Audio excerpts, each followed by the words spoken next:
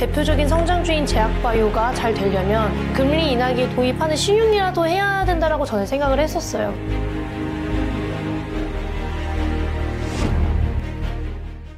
좋아하는 것을 잘하는 일로 만드는 법칙. 최근에 나온 책인데요. 이 책을 직접 쓰신 연세대 미래융합연구원 이헌주 연구교수와 함께합니다. 교수님 안녕하세요. 네, 안녕하세요. 이 책 제목도 이제 우리가 지금부터 이야기하게 될 책 제목이 좋아하는 것을 잘하는 일로 만드는 법칙. 네. 아마 많은 분들이 또 고민하고 있는 포인트이기도 할 겁니다. 네. 저희가 좀 키워드를 같이 열어가면서 이야기를 나눠볼게요. 첫 번째 키워드는 키와 나침반입니다. 나침반. 네. 네. 키와 나침반. 이거 배 이야기일 수도 있겠네요. 그렇죠. 바로 맞습니다. 사실 우리가 만약에 선장이에요. 네. 근데 이 망망대해에서 갑자기 폭풍우가 막 밀려와요. 그러면 사실 배에 있는 걸 웬만한 건 다 버려야 되잖아요. 왜냐하면 배에 있는 거를 안 버리면 배가 완전히 전복될 수 있잖아요. 네. 그래서 모든 짐을 거의 다 버리거든요. 근데 그럼에도 불구하고 마지막까지 내가 버리지 말아야 되는 게 있다면 첫 번째는 키입니다. 키. 예. 소위, 방향을. 그렇죠. 소위 자동차라면 운전대죠. 같은, 네. 핸들이죠. 그래서 이걸 내가 놓치게 되면 아무리 손에 피가 많이 난다고 해도 이걸 만약에 놓치고 있으면 그냥 배는 전복된단 말이에요. 예. 이 키를 우리는 삶의 주체성이라고 부르고요. 또 두 번째는 나침반이죠. 네. 내가 이 물길을 잘 알아요. 내가 한 20년 여기 다녔어요. 그래도 나침반을 잃어버리면 약 1도 차이로 중간 정류장에 있는 섬에 전박할 수도 있고 혹은 완전 망망대해로 흘러갈 수도 있죠.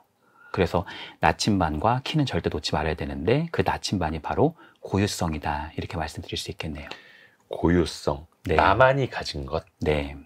나만이 가진 그 고유함과 네. 그리고 내 삶의 주체성을 놓치지 말아야 된다. 이게 키와 나침반이 네. 되는 거네요. 저는 삶의 항로에서 절대 놓치지 말아야 되는 두 가지가 있다면 바로 이 주체성과 자신이 가지고 있는 고유성이라고 생각합니다. 주체성과 고유성. 네. 사실 그냥 이렇게 이야기를 하면은 조금 개념이 어려울 수도 있습니다. 네. 주체적으로 살아야 하고 네. 나만의 고유한 특성을 또 유지해야 되고 네.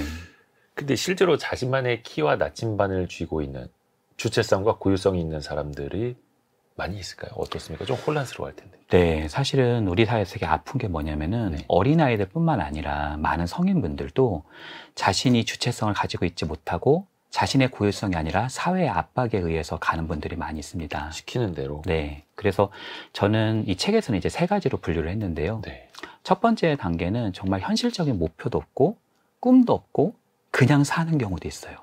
되는 대로. 네, 그냥. 어떻게 보면 어느 날은 7시에 일어났다가 어느 날은 막 10시에 일어났다가 어느 날 6시에 일어났다가 이게 거의 삶이 좀 뒤죽박죽인 거예요. 근데 이것을 내가 통제할 수 있는 힘이 없는 게 내가 뭔가 목표를 가지고 있지 않으니까 도대체 어디로 향해야 되는지 무엇을 가지고 가야 되는지가 좀 아득한 경우들이 상당하죠. 저는 이러한 단계를 혼돈의 단계라고 생각합니다. 혼돈의 단계. 네. 근데 또 현실적으로 그냥 하루하루 치여서 살게 되고 그렇죠. 어릴 적에 시키는 대로 하게 되고 하다 보면 또 나도 모르게 네. 그냥 그 혼돈 속에서 살게 되죠. 왜 그런 말 있지 않습니까?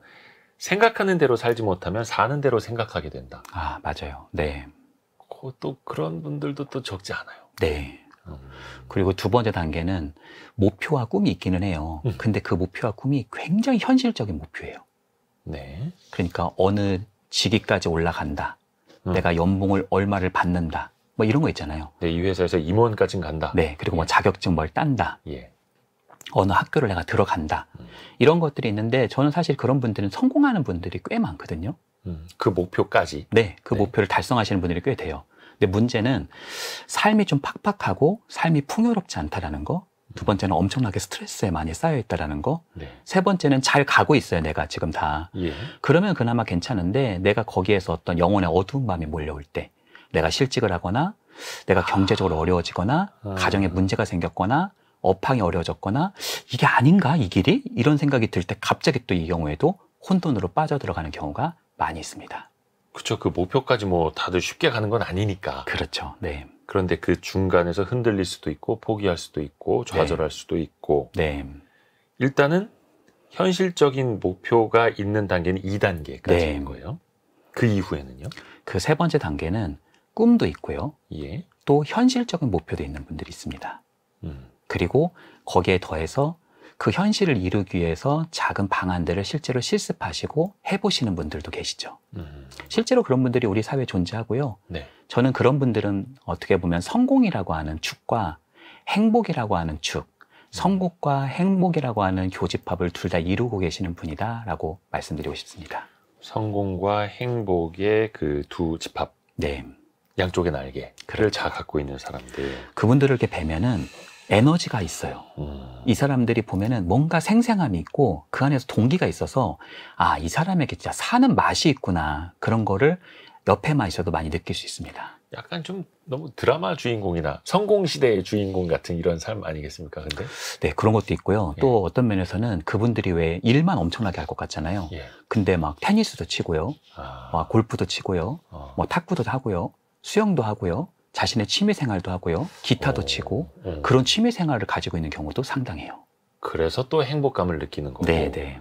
그러니까 성공만 했는데 행복감이 없을 수도 있지만 네. 성공도 하고 행복감을 느끼려면 이런 장기적인 꿈과 목표가 같이 있어야 한다는 거네요. 네. 1단계, 2단계, 3단계까지 여러분도 아마 들으시면서 네. 나는 어느 단계까지인가. 네. 근데 이거 사실 같이 이제 올라갈 수 있다는 거잖아요. 그럼요. 그럼요. 그래서 저희가 지금 이제 좋아하는 것을 잘하는 일로 만드는 법칙, 네. 이 책 이야기를 하고 있는 거고요. 이현주 연구 교수님과 어린 친구들도 마찬가지고 대학생들도 그리고 취업 준비생들도 많이 하는 고민 중에 하나가 네. 내가 좋아하는 게 뭔지를 모르겠어요. 네. 이런 말도 많이 합니다. 그렇죠. 근데 내가 좋아하는 게 뭔지 모르겠다. 좋아하는 것을 찾아야만 하는데 이러면 또 이제 압박이 될 수도 있을 텐데 네. 이거 어디서부터 어떻게 시작을 해야 됩니까? 만약에 우리가 길이 있다면 네. 우리 삶에는 3가지 길이 있다고 생각해요. 네. 지금까지 걸어왔던 길, 지금 내가 서 있는 길, 그리고 아직도 가야 할 길이 있죠. 저는 그게 삶의 길이라고 생각하거든요. 예. 근데 내가 만약에 길을 잃었다면 그냥 좀 더 가자. 그럼 길을 더 잃게 되잖아요. 네. 그래서 내가 길을 잃었다면 내가 과거에 사실은 돌아왔던 길로 다시 되돌아와야 되는 측면이 있거든요. 그래서 내가 좋아하는 일은 보통 과거에 있는 경우들이 상당하다 이렇게 말씀드리고 싶네요. 약간 좀 잘 안 풀릴 때 네. 다시 되돌아가야 하나? 네. 근데 그게 어떤 과정이었으면 가능하겠지만 뭐 당연히 시간은 되돌릴 수도 없는 거고. 네. 어떻게 보면 계속 후회만 하면서 현재 상황이 더 불행하게 느껴질 수 있잖아요. 네. 걸어간다고 다 좋을 거는 아닌 것 같은데. 네, 저는요, 사실요, 사람들을 만나보면, 예를 들어서 전공을 잘못 선택해서 나이가 너무 힘들다, 직장 여기가 아닌 것 같다, 막 이런 길을 잃었다는 이야기를 되게 많이 듣거든요. 길을 잃었다. 그러면 당신이 좋아하는 게 뭐냐, 이렇게 물어보면 그걸 모르는 경우가 상당합니다. 그래서 이것을 보시는 이제 청취자분들, 또 시청자분들에게 좀 팁을 하나 말씀드리고 싶습니다. 네네네. 아까 제가 과거를 보라고 말씀드렸잖아요. 네. 그럼 내가 만약에 40살이다. 그러면 40년에 나는 역사가 있는 거잖아요. 걸어왔던 발자국이 있잖아요. 네. 그러면 시간의 너비 속에서 내가 첫 번째로 관심이 있었던 거. 그러니까 내 관심 주제. 그걸 적어보는 겁니다. 내가 어릴 적부터 좋아하던 것들. 맞습니다. 어릴 적부터 좋아했던 거. 예를 들어서 성인들은 많이 오염돼 있어요. 우리가 보통 밤늦게까지 하는 건 거의 야근이잖아요. 네. 근데 어린 시절 때는 야근해서 밤늦게까지 한 건 아니잖아요. 그러니까 어린 시절에 답이 숨어 있을 수 있어요. 그 역사의 흔적을 보는 거죠. 관심사 중에서도 지속적인 관심사가 있었다면 그런 걸 하나씩 적어보는 것도 도움이 됩니다. 어릴 적부터 좋아하던 것도 뭐 그게 먹을 것도 되겠고. 그럼요. 어떤 지속적인 관심사라고 한다면 어떤 게 될까요? 예를 들어서. 크게 3가지가 있어요. 예. 첫 번째는 장소가 있고요. 예. 2번째는 활동이 있고요. 3번째는 사람이 있습니다. 이런 부분들을 잘 탐색해 볼 수 있고요. 2번째는 방향성입니다. 방향성. 자꾸 내가 끌리는 거. 예. 예를 들어서 내가 코인 노래방만 보면 자꾸 내가 뭔가 자석으로 끌려 들어가는 것 같다. 네. 거기에 뭔가 암호화된 메시지가 숨어 있을 수 있죠.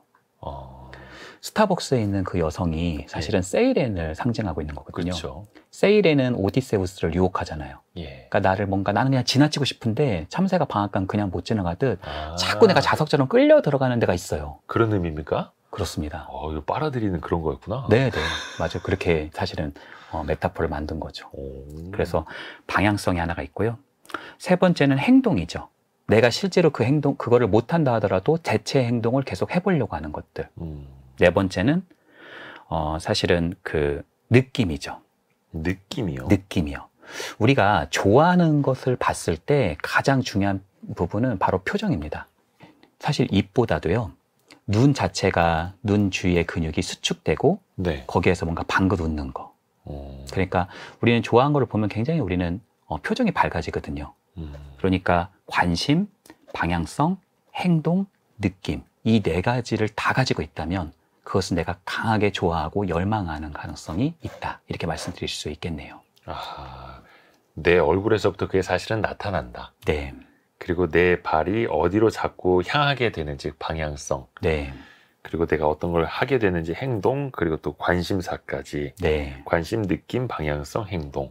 어떤 분은 그러세요. 아니, 저는 그렇게 해서 영화를 찾았는데, 네네. 어린 시절부터 영화를 저기는 찾았는데, 아니, 그럼 내가 영화 배우 되라는 얘기냐, 지금. 나는 영화 배우만 보면 너무너무 좋아했다. 영화를 너무너무 사랑했다. 자기가 지금 딱 봤는데 그 얼굴을 봐도 내가 영화 배우 얼굴은 아닌 것 같고. 저랑 동병상련인데 사실. 그럼 어떡하냐. 네, 네. 근데 그거는 좀 어떤 면에서 너무 우리가 작은 것을 보는 걸 수 있어요. 영화를 보는 것은 또 네. 상징일 수 있습니다. 상징일 수 네. 있다.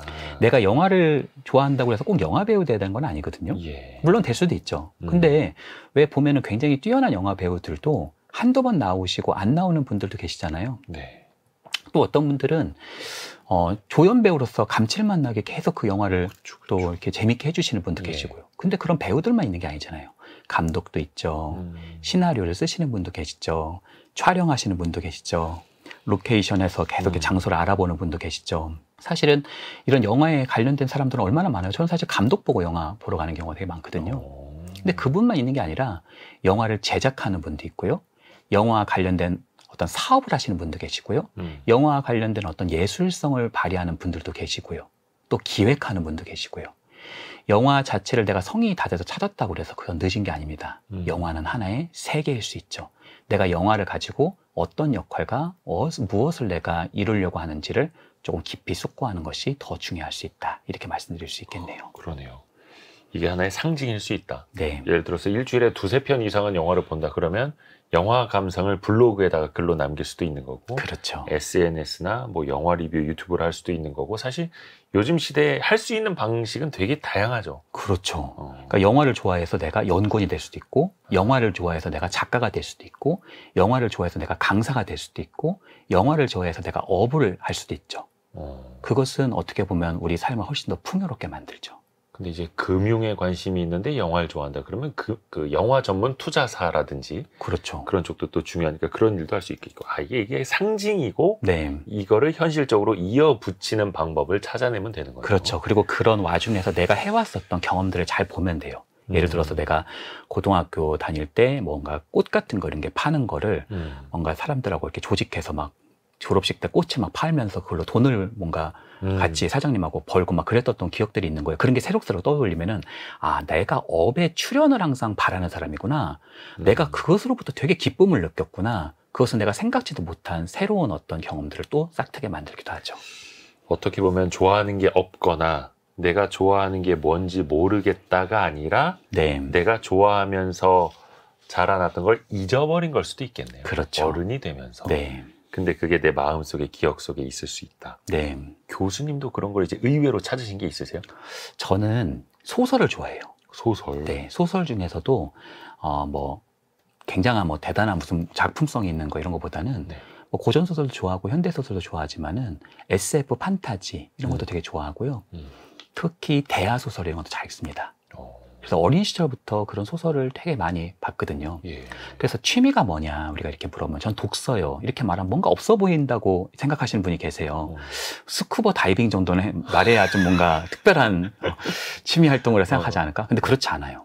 소설이라고 내가 이야기한다 하더라도 네. 그 소설의 장르가 뭔지, 또 내가 그런 소설에서 어떤 포인트에서 내가 굉장한 어떤 즐거움을 느꼈는지, 그때 주인공이 어떤 행동들을 하고 있었는지, 그걸 내가 누구와 같이 읽었었는지, 그런 작품들을 내가 써본다면 나는 어떻게 조금 새로운 것을 써볼 수 있을지, 이런 걸 깊이 있게 물어보는 측면이 될 수 있죠. 저는 소설을 좋아해서 사실은 어떤 면에서는 소설을 읽고 만화가 같은 거 혹은 작가가 되는 거 이런 게 제 길이라 이렇게 생각한 적이 어린 시절에 있었어요. 네. 근데 누군가가 저한테 그러더라고요. 제가요 조금 자서전 같은 걸 되게 잘 보고 거시적인 이야기보다는 미시적인 이야기에 되게 호기심이 많대요. 어. 왜 그런 선택을 한 거야? 왜 그런 마음에서 어떤 걸 한 거야? 이렇게 자꾸 제가 물어보는 게 있었다는 거예요. 상담사로서 제격이네요. 네. 예. 그래서 누가 너는 경청하려는 게 훈련이 안 돼 있어도 그냥 경청이 되는 애고 호기심이 많다. 특히 사람의 이야기에 관심이 있다. 그것이 제가 상담사로 넘어가게 하는 주요한 동력이 됐죠. 천직을 만나신 거네요. 어떻게 보면 그렇죠. 이야, 그래서 네. 좋아하는 것을 잘하는 걸로 만드는 법칙을 또 집필하게 되신 거고 본인의 이야기일 수도 있겠네요. 그렇죠. 네. 다음 키워드는요. 좋아하는 것을 찾기 위한 7가지 질문입니다. 네. 7가지 질문을 던져서 내가 진짜 뭘 좋아하는지를 찾아보자. 네. 어떤 질문들입니까? 그 7가지가? 크게 7가지의 키워드가 있는데 첫 번째는 꿈이고요. 꿈. 두 번째는 빛났던 순간을 찾는 게 있고요. 세 번째는 즐거움이고요. 네 번째는 미래입니다. 아직도 가야 할 길이겠죠. 네. 다섯 번째는 자신이고요.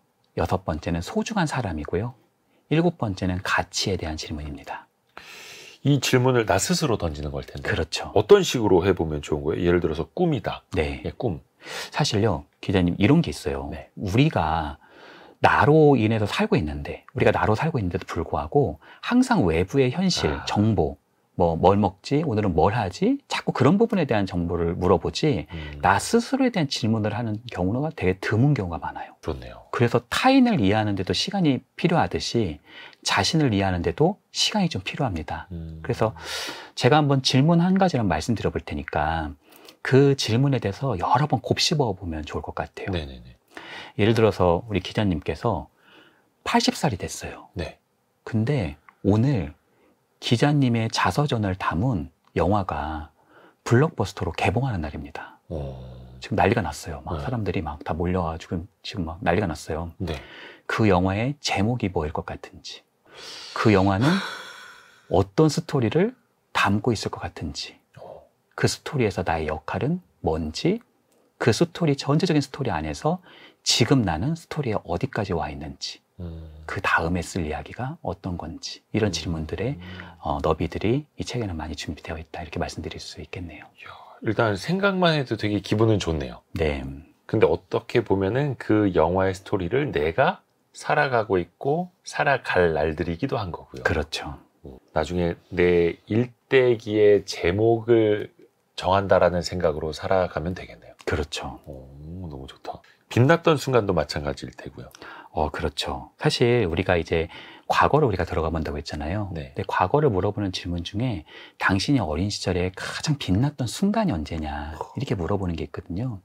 근데 그게 꼭 전교 1등 한 거, 뭐 대단한 거 이런 게 아니어도 돼요. 성인의 시각에서 아동을 보는 게 아니라 그 아이였을 때 내가 굉장히 스스로 주관적으로 느꼈던 짜릿하고 아주 빛났던 순간을 적으면 됩니다. 예를 들자면 친구들끼리 굉장히 싸웠는데 내가 그 친구들과 화해를 조선해서 무엇인가를 해봤다든지, 아니면 뭔가 어떤 영화를 만들고 조그만 어떤 연극을 만드는데 내가 거기서 주도적인 어떤 역할을 해서 뭔가 멋진 작품을 하나 만들어 봤다든지, 아니면 내가 굉장히 어려운 레고 같은 이런 뭔가 맞추는 그런 것들이 있는데 그런 거를 내가 성공적으로 밤새도록 해서 무엇인가를 맞춰봤다든지, 그런 거에 조금 더 스며 들어가 보는 거죠. 그런 기억 속에 조금 침잠해보고 그런 순간들에 조금 내가 머물러 보는 것이 이런 질문의 특징이다라고 말씀드릴 수 있겠네요. 뭐 시험 100점 맞았을 때도 그렇고 반장됐을 때도 그렇고 아니면 네. 정말 작은 심부름이지만 내가 성공적으로 해내서 칭찬받았던 순간일 수도 있는 거고. 그렇죠.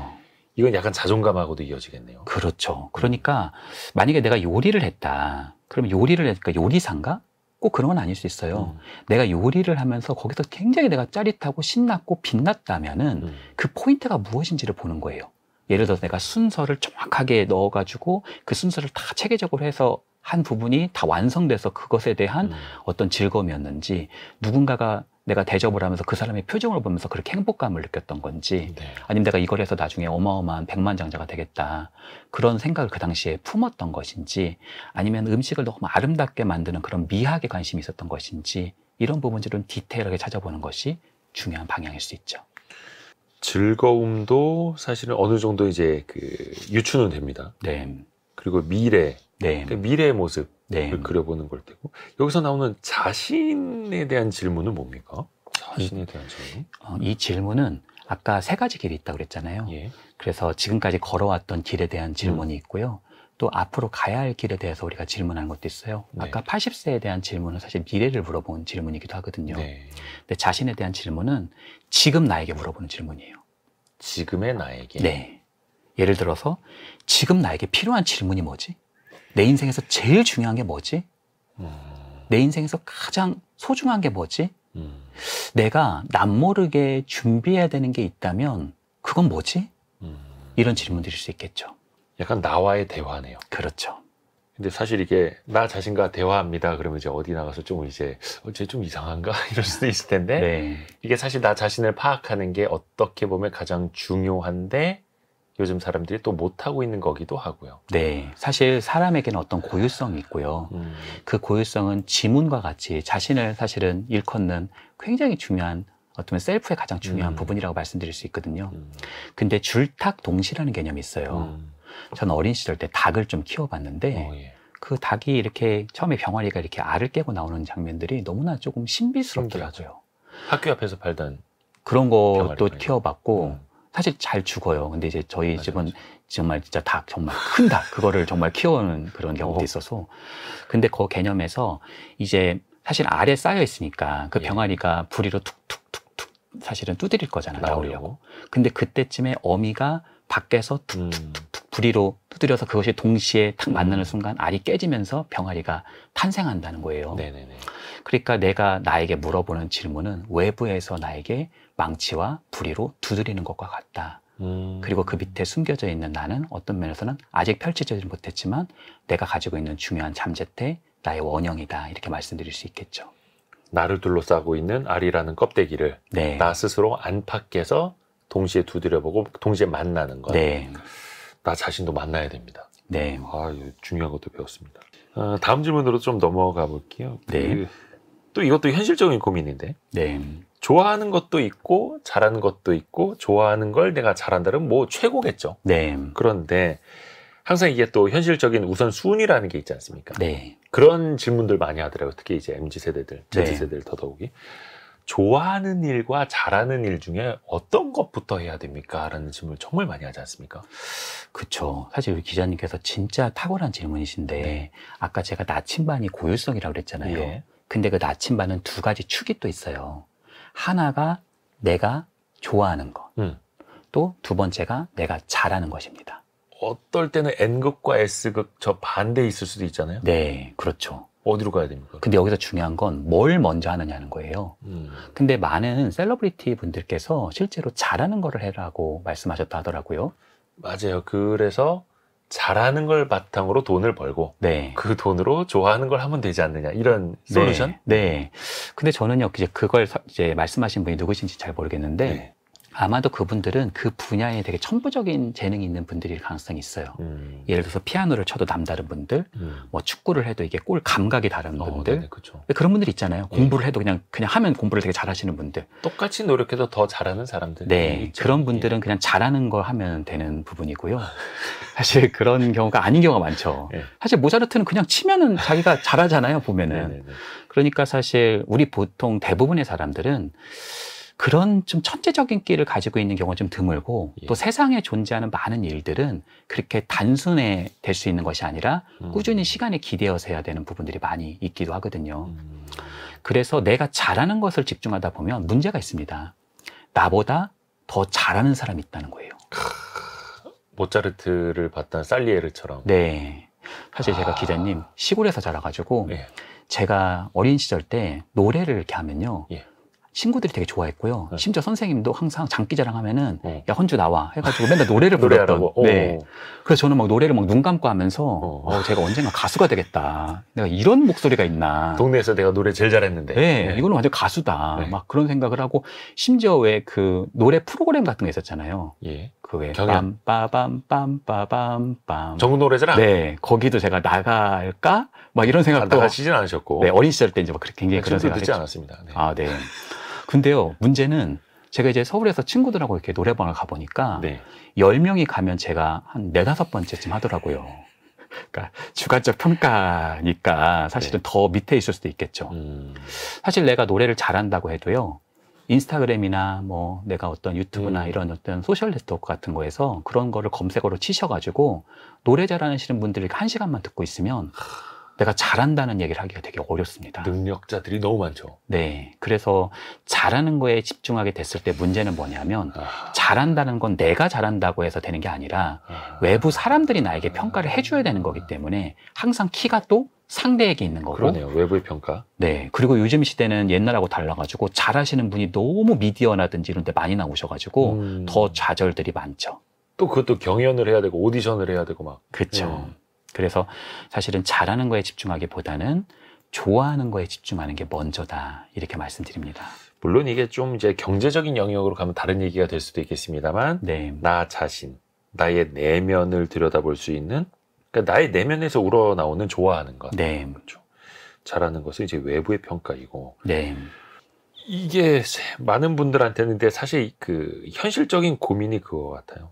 먹고 살아야 되는데 네. 언제까지 내가 좋아하는 것만 이렇게 하면서 시간을 보내고 나이 먹어가고 있는데 이러고 있어야 되나. 네. 현실적인 고민 아닙니까? 네. 예를 들어서 직장인 분들이 저한테 그러세요. 좋아하는 걸 찾은 거예요.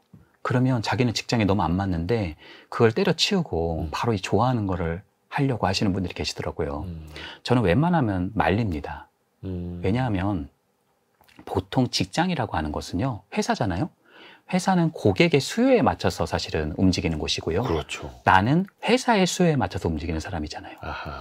그러니까 보통 회사는 내가 좋아하는 것을 하는 곳이 아니라 상대가 나에게 원하는 것을 하는 곳이잖아요. 네.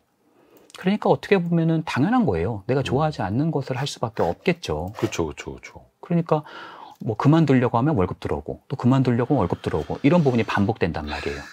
근데 그럼에도 불구하고 우리가 좋아하는 것을 놓치면 안 되는 이유가 뭐냐면 네.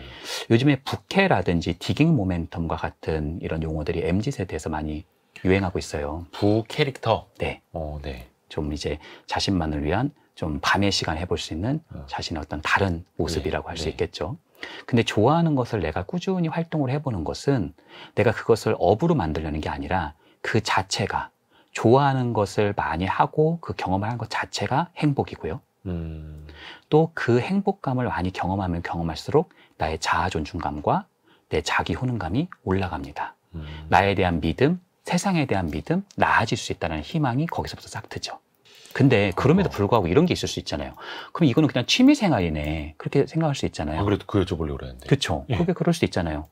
근데요, 취미생활은 정말 필요하다고 저는 생각하고요. 예. 그거는 심리적으로도 중요하다고 봅니다. 근데 만약에 내가 좋아하는 것을 업으로 만들려고 한다.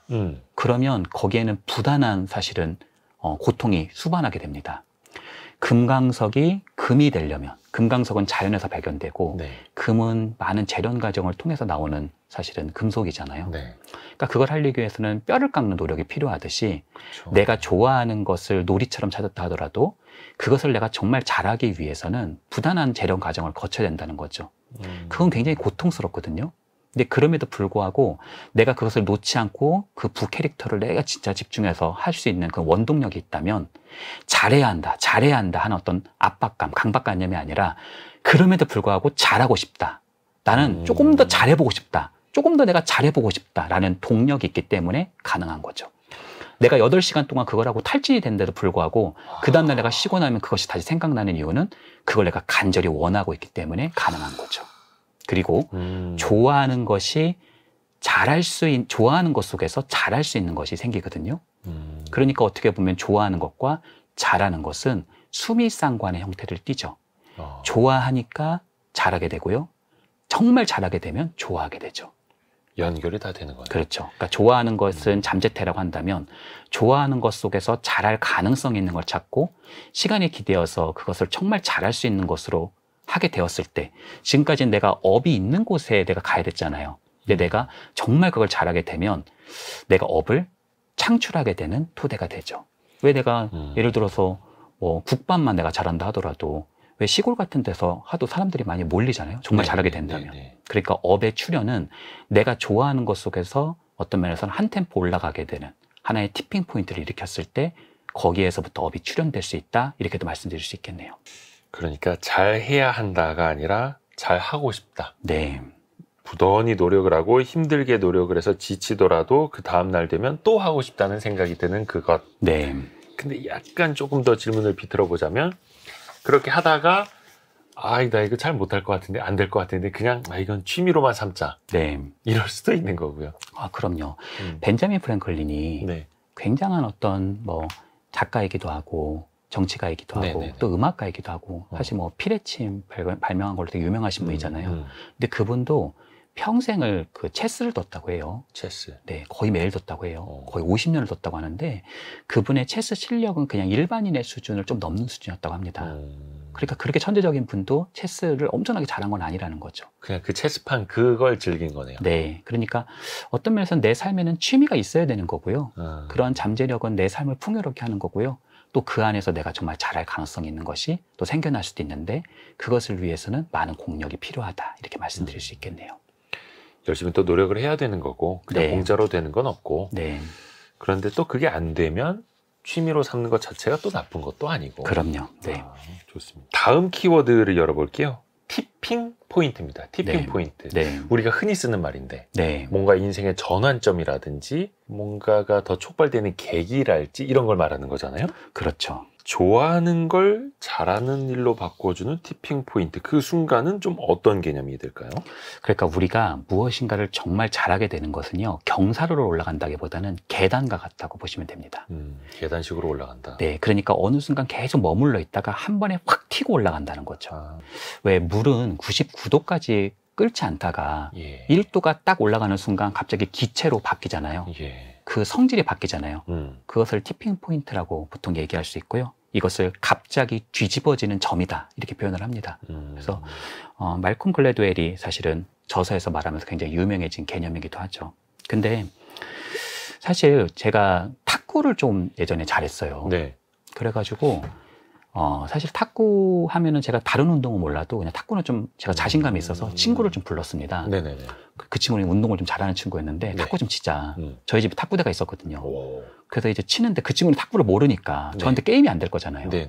그래서 제가 막 거의 서브하고 막 스핀 먹이고 막 그 친구가 거의 저한테 이제 완전히 물 먹은 거죠. 뭐야 이럴 정도로. 네. 제가 아버지한테 조금 배우고 저 혼자 연습했거든요. 수년간을. 그랬는데 그 친구가 굉장히 좀 결의에 차서 네. 나가더라고요. 네. 그러더니 2달 정도 있다가 예. 다시 탁구를 붙잡고 왔어요. 오. 그분이 어떤 공동체 가셔가지고 탁구를 제대로 배운 거예요. 진짜 제가요, 아예 상대가 안 되는 거예요. 오. 2달 만에. 네. 그러니까 정말 어떤 취미에서 정말 잘할 수 있는 것으로 변곡점을 갖게 하는 거. 그것은 바로 저는 아버지한테 잠깐 배우고 그냥 저 혼자 한 거죠. 그리고 시간으로 치면 제가 아마 몇 배, 수십 배는 됐거든요. 그분보다. 네. 근데 그 친구가 저보다 더 잘할 수 있었던 이유는 뭐냐면 2포인트입니다. 첫 번째는 진짜 잘하는 사람한테 배우고. 예. 그리고 두 번째는 그것을 익히는 습의 시간. 소위 배울 학과 익힐 습입니다. 내가 무엇인가를 정말 좋아하고 그것을 정말 잘하고 싶다면 그 분야를 먼저 앞에 간 분 있죠? 그분 옆에 가서 내가 많이 거하는 거, 그분을 따라하는 거, 그분에게 내가 어떻게 보면 수업을 듣는 거, 배우는 거, 이런 부분이 매우 중요한 포인트다 이렇게 말씀드릴 수 있겠네요. 학습이네요, 학습. 네. 아니, 학습을 이렇게 멋있게 표현할 수 있다니. 네. 배우기와 익히기. 네. 아하. 이게 사실 뭐든지 그런 게 있어요. 난 정말 오랜 시간 이거를 해왔는데 네. 시작한 지 얼마 안 되는 사람이 나보다 더 잘하면 네. 약간 좀 이제 맘 상하거든요. 네. 내가 이게 재능이 있는 게 아니었네? 또 이렇게 현실을 깨닫기도 하고. 네. 근데 그게 끝없이 배우고 익히기 때문에 또 가능한 일일 수도 있는 거고요. 저는 삶에는 두 가지 빛이 있다고 생각해요. 두 가지 빛이요. 네. 삶에는 두 가지 빛이 있다고 생각하는데 왜 투자자 중에 되게 유명하신 워렌 버핏이라는 네. 분이 계시잖아요. 네. 근데 버핏이 사실은 자신의 변곡점을 만든 하나의 만남이 벤저민 그레이엄이라고 하는 사람이잖아요. 네. 그 속에서 그 사람이 새로운 어떤 위대한 투자자로 이제 탄생하게 되는 어떤 시발점이 된단 그렇죠. 말이에요. 그러니까 저는요, 어떤 위대한 만남이 있고 귀인이 있다고 생각하는데 그것은 뭐냐면 자기가 정말 좋아하고 잘하고 싶은 분야를 먼저 앞에 간 사람이 있습니다. 그 사람 옆에 내가 물리적이든 심리적이든 그 사람 옆에 거하면서 그 사람 안에 있는 빛을 발견하는 거. 그것은 내가 어디로 가야 하는지에 대한 빛이죠. 이상향이라고 얘기할 수 있고요. 그 거인의 어깨에서 우리는 조금 더 높은 산을 바라볼 수도 있겠죠. 또 하나의 빛은 아까 제가 말씀드렸던 내가 가지고 있는 재능, 내가 가지고 있는 역량, 내가 가지고 있는 원석이라고 하는 내 안에 있는 빛이라고 생각합니다. 이 두 가지 빛이 공명되는 것이 저는 삶에서 굉장히 중요한 포인트다 이렇게 생각합니다. 두 가지 빛. 네, 훌륭한 스승, 거인의 어깨. 네. 그리고도 내 안에 있는 그 자체. 기자님 사실 제가요 자서전을 이렇게 보다 보니까 예. 어떤 유사한 패턴들이 나오는데 우리 사회에서 정말 유력하고 위대하신 분들은 중요한 멘토와 롤모델을 할 수 있었던 모델링 할 수 있었던 스승들이 계시더라고요.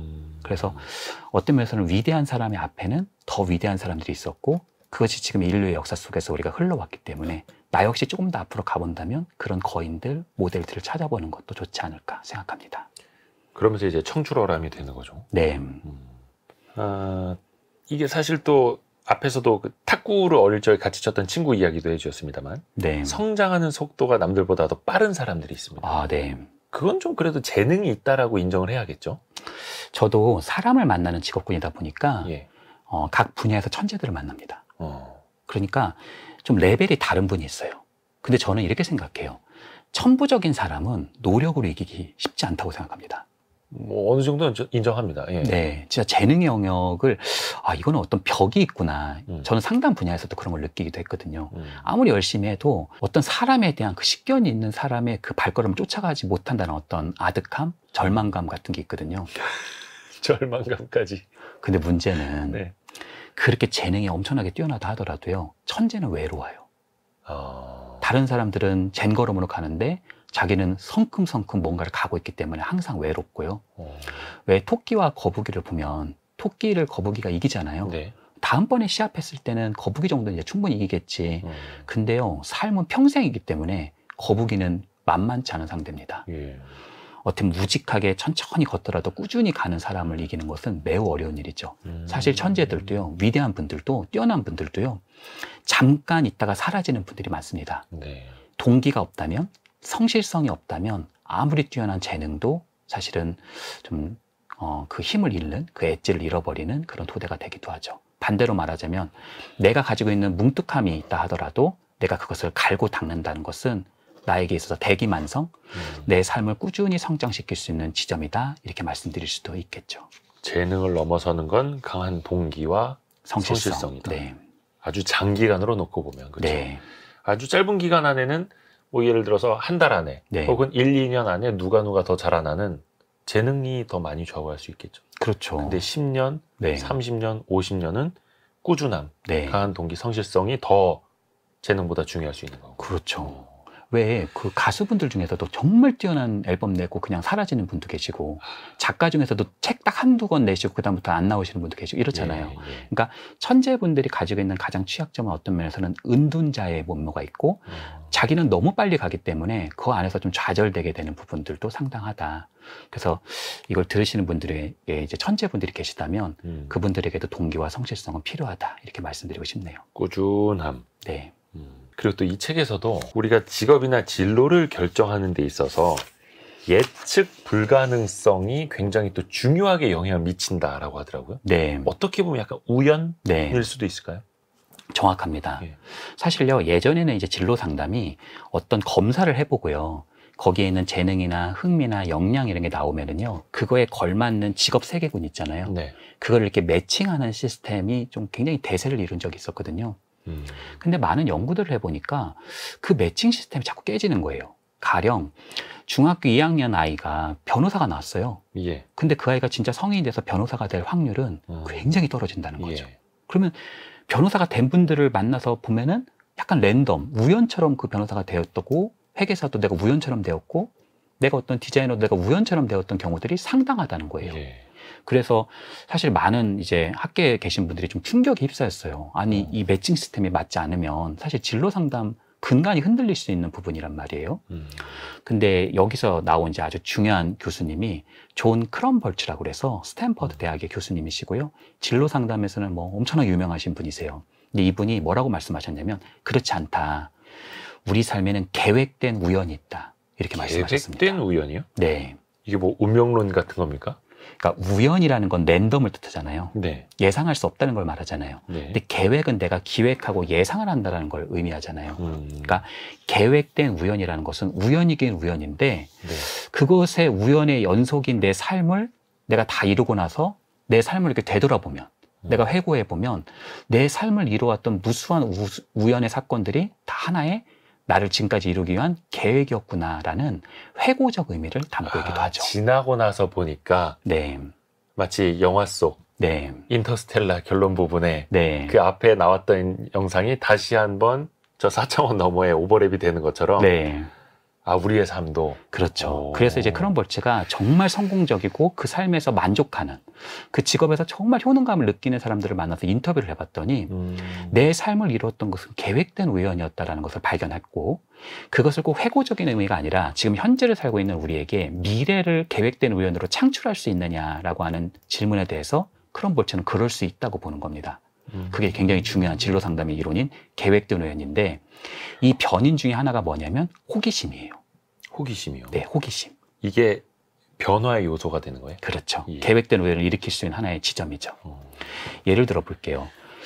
내가 어린 시절 때 만화가가 되고 싶었어요. 네. 근데 아버지가 만화가가 되는 거는 너 집 나가야 되는 일이다. 막 하면서 만화 막 다 불 태우고 막 난리가 나셨어요. 그거 갖다가 나중에 어떻게 먹고 살라 그러냐 막 이러면서. 그렇죠. 그래서 내가 뭐 공부를 뭐 그렇게 잘한 것도 아닌데 그렇게 네. 해서 그냥 직장 생활 지금 그냥 간신히 풀칠하고 있는데 웹툰이 갑자기 뜬 거예요.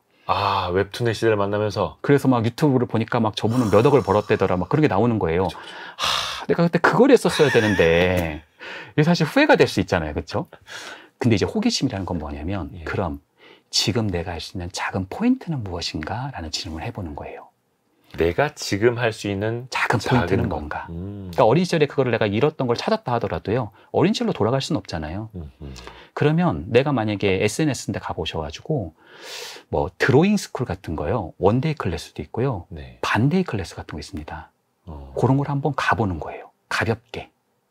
그러면 반데이 클래스 정도만 가도요. 생각보다 데싱 정도의 기초 작업은 다 하거든요. 네. 4시간 했는데도 이게 돼? 이 정도로 내가 무엇인가를 확인할 수 있는 지점이 되고 어린 시절의 내 기억과 경험과 정서를 다시 한번 환기하는 측면이 될 수 있습니다. 근데 만약에 갔는데 이게 뭔가 내가 그림 실력이 별로 안 좋은 거예요. 내가 뭔가 가봤더니 그냥 신통치 않네? 이런 생각이 드는 거예요. 내 옆에 있는 사람은 나랑 비슷하게 그냥 이분도 옛날에 하고 이번에 온 건데 이분은 너무 잘하세요. 근데요, 생각지도 못하게 어떤 분이 나한테 이런 얘기를 해주는 겁니다. 아니, 근데 우리 기자님은 정말 글을 잘 쓰시네요. 시나리오를 정말 잘 구축합니다. 그러니까 생각지도 못한 나의 재능이 나타나기도 하죠. 글도 못 쓸 수 있어요. 근데 어떤 분이 나한테 또 이렇게 얘기합니다. 굉장히 전달력이 좋으시네요. 그러니까 그 안에서 새로운 호기심이라고 하는 것은 새로운 기회를 사실은 가지게 할 확률이 올라간다는 거죠. 사람의 기회는 무슨 뭐 보물섬 찾고 뭐 내가 어디 바다 밑에서 뭘 찾고 그런 게 아니라 우리의 기회는 대부분 인간관계에서 오거든요. 네. 그러니까 내가 좋아하는 장소에 가서 좋아하는 사람들과 좋아하는 활동에 내가 스며들어가는 것. 그 경험이라고 하는 토대 안에서 계획된 우연이라고 하는 새로운 어떤 터닝 포인트가 일어날 수도 있죠. 어느 날 갑자기 보물선이 있는 보물 지도를 발견해서 네. 내 삶에 갑자기 뭐 로또가 당첨되듯이 이렇게 딴 하고 나타나는 게 아니라 네. 하루하루를 호기심을 갖고 관심을 갖고 살다 보면은 네. 이른바 지나고 나서 봤을 때 계획된 우연인 게 내 삶에 펼쳐져 있다라는 거예요. 네. 근데 그 계획된 우연의 숫자를 많이 늘릴 수 있는 지점이 바로 호기심을 호기심. 갖고 많은 장애, 많은 사람들과 많은 활동들에 내가 많이 참여해 보는 것. 나는 새로운 활동이 싫다 그러시는 분들은 한 달에 한 번이라도 내가 지금까지 해왔던 경험과는 색다른 길을 한번 걸어보는 것을 추천드립니다. 그러네요. 새로운 장소에 가서 새로운 사람들과 새로운 활동을 한번 해보는 것. 그건 나에게 생각지도 못한 다른 길을 여는 하나의 터닝 포인트가 될 수도 있다. 이렇게 말씀드립니다. 그래서 이 계획된 우연, 이거를 기회로 삼는 방법이 호기심, 그리고 자주자주 그걸 해보는 것. 네. 어떤 친구가 저 어릴 때 그런 이야기를 했었습니다. 전자시계, 이제 손목시계 볼 때마다 네. 4시 44분이 자주 걸리는 거예요. 네. 444. 그래서 나 어떻게 손목시계 볼 때마다 444가 자주 걸리지? 그건 네가 시계를 자주 봐서 그런 거야. 네. 그 길에서 자주 만나는 사람도 있는데 그건 그냥 그 사람들이 그 시간에 자주 나오기 때문인 거고. 그렇죠. 근데 삶에서도 어떤 거를 달성해 나가는 과정에서도 이렇게 자주 하고 네. 호기심을 갖고 또 잦은 우연을 만들어내는 게 또 운명이 될 수도 있는 거고. 그렇죠. 그러니까 한 축에서는 내가 좋아하는 걸 잘하는 걸로 만들 수 있는 어떤 배울 학과 이킬습이라고 하는 축이 한 축이고요. 또 그런 무대를 내가 무대만 마련하면 나의 춤을 출 수 있는 그런 역량이 되었을 때 우연치도 않게 그런 무대가 마련될 수 있거든요. 네. 그러면 그때 무대와 그리고 그걸 공연할 수 있는 내가 만나면서 새로운 춤을 만들 수가 있겠죠. 저희가 지금 좋아하는 것을 잘하는 일로 만드는 법칙, 네. 이헌주 교수님이 직접 쓰신 이 책을 가지고 이야기를 하고 있는데, 오늘의 심쿵 한 방을 정리해 볼까요? 이 책을 관통하는 핵심 구절 직접 좀 읽어주세요. 네. 요즘에 예. 그런 SNS에서 이 책을 읽으신 분들이 이제 도토리 단이다. 도토리 단. 네, 도토리 단이다 이렇게 하셔서 이제 활동하시는 분들이 계시더라고요. 네. 근데 도토리 단이 뭐냐면 자신 안에 있는 작은 원석, 자신 안에 있는 작은 도토리를 찾으러 다닌다는 뜻에서 도토리 단이라고 한 거예요. 약간 씨앗 같은 의미로. 그렇죠. 예. 근데 도토리는 아주 작아 보여도 그 도토리는 잠재태고 그 도토리가 현실태가 된 것은 거대한 상수리 나무거든요. 그래서 우리는 거대한 상수리 나무를 보면서 어떻게 얘는 어디서 나타난 거지? 사실은 그 거대한 상수리 나무의 모든 것은 도토리라고 하는 잠재태에 숨겨져 있거든요. 그러니까 지금 내가 가지고 있는 작은 포인트에 너무 좌절하지 마시고 장차 이룰 수 있는 나의 어떤 찬란한 어떤 순간들을 좀 꿈꿔보는 거, 조금 더 큰 꿈과 조금 더 큰 상상력을 가지고 나아가 보는 것이 인생을 좀 풍요롭게 할 수 있다. 이런 측면에서 제가 하나의 은유를 한번 읽어보도록 하겠습니다. 네. 작은 도토리 안에는 거대한 상수리 나무가 깃들어 있습니다. 작은 행동과 선택이 보여 당신을 거대한 대양으로 향하게 하는 파도를 만듭니다. 그 장엄한 물결 속에서 분명 당신은 커다란 상수리 나무 숲을 보게 될 것입니다. 그게 이제 내 안에 있다. 네. 누구나 도토리알 하나하나 모아가듯이. 네. 이 책을 읽고 나면은 내 삶에 대한 태도가 조금씩은 달라질 것 같습니다. 네. 오늘 좋은 책 소개해 주신 연세대 이헌주 연구교수님 고맙습니다. 네, 감사합니다. 감사합니다.